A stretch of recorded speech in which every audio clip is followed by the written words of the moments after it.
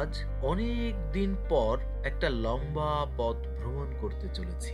আসলে এই ভ্রমণটার ইচ্ছা পোষণ করার পরপরই নানান ধরনের জটিলতা শুরু হয়েছিল।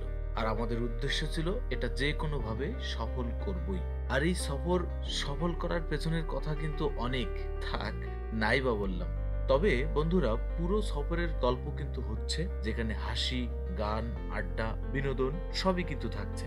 আর এই ভিডিওটি আমি ছোট ছোট মডিউলে ভাগ করেছি। তো চলুন শুরু করা যাক।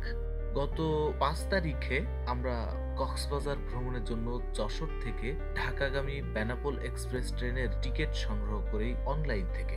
একই সাথে ঢাকা থেকে চট্টগ্রামের টিকিটটিও সংগ্রহ করে নেই। যদিও আমরা ভ্রমণ করছি 15 তারিখ শুক্রবার। এখন বলবেন, এত আগে থেকে টিকিট কাটার কারণ কি? আসলে খুব কাছাকাছি সময়ে ট্রেনের টিকিট আপনি পাবেন না বললেই চলে। এই জন্য আগে ভাগেই টিকিটটি সংগ্রহ করে রাখা হয়েছে।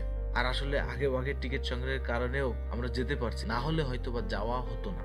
আমরা একসঙ্গে ভ্রমণ করছি 3 জন, যদিও আরো একজন হলে খুবই ভালো হতো। যাই হোক, আমরা যশোর রেল স্টেশন থেকে রওনা দিচ্ছি।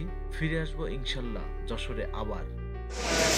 আমরা এখন ট্রেন ধরবো আমাদের বগি নম্বর ঝ।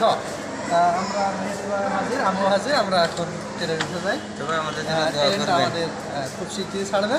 Tata bye bye Jessore. আমরা ট্রেনের ভেতরে আমাদের নির্দিষ্ট সিট খুঁজতেছি, ইনশাল্লাহ পেয়ে যাব মনে হচ্ছে। আমরা আমাদের নির্দিষ্ট সিটটি পেয়ে গেছি।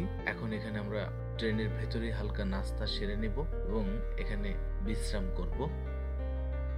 ট্রেনটি কিন্তু নিজস্ব গতিতে চলা শুরু করেছে, গন্তব্য ঢাকা। তারপরে আমাদের বাকি সফরটুকু শুরু হবে। তো বন্ধুরা, এর মাঝে যে ছোট ছোট অংশটুকু রয়েছে আমরা আপনাদেরকে অন্যান্য ভিডিওর মাধ্যমে দেখাবো, দেখতে থাকুন। ধন্যবাদ।